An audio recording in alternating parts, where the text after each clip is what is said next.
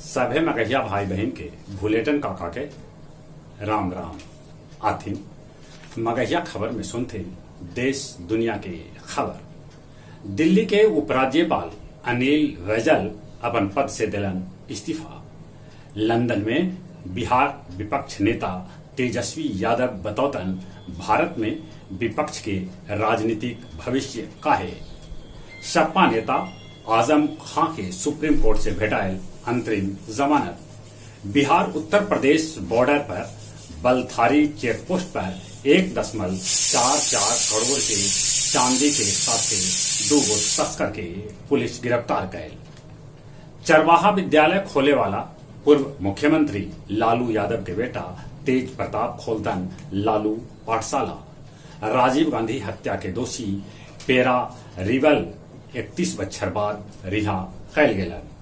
अलगाववादी नेता यामीन मलिक दोषी करार हो सके है उनकरा आजीवन कारावास।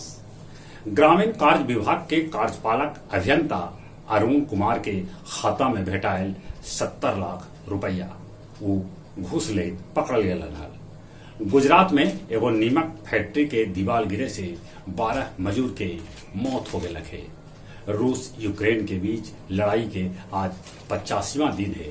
दोनों में से कोई रुके के नाम न ले रहे। रूस यूक्रेन पर यूक्रेन रूसी सैनिक पर कर रहा है हमला।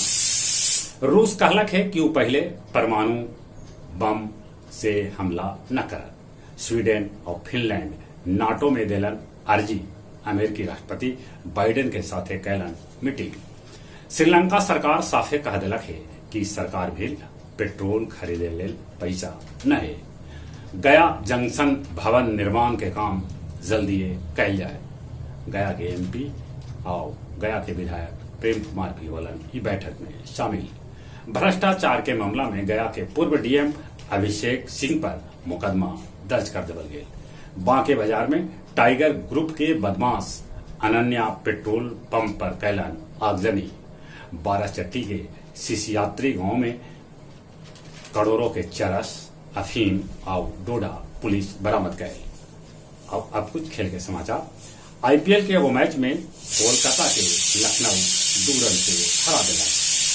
क्विंटन डी कॉक और केएल राहुल के जोड़ी बनौलन नाबाद रिकॉर्ड 210 रन। बॉक्सिंग में निखत स्वर्ण जीते के एकदम से करीब। तीरंदाजी में भारतीय पुरुष टीम रजत पदक कैलन पक्का।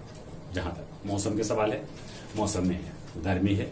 मानसून पहले आवत, बाकी गर्मी अभी बेजोड़ पर रहे। गर्मी से बचते कोरोना से बचे रहे, मुंह होना पर मास्क लगाते, सोशल डिस्टेंसिंग के भी हो सके पालन करते। चली अपने सभी के एक बार फिर से भुलेटन काका के राम राम।